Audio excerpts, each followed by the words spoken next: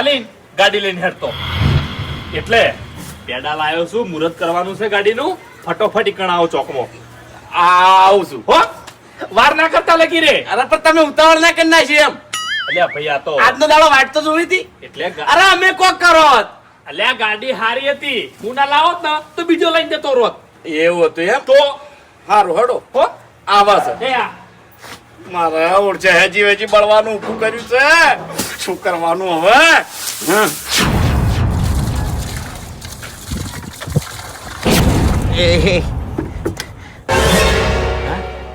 ગાડી આવી ગઈ આપડી.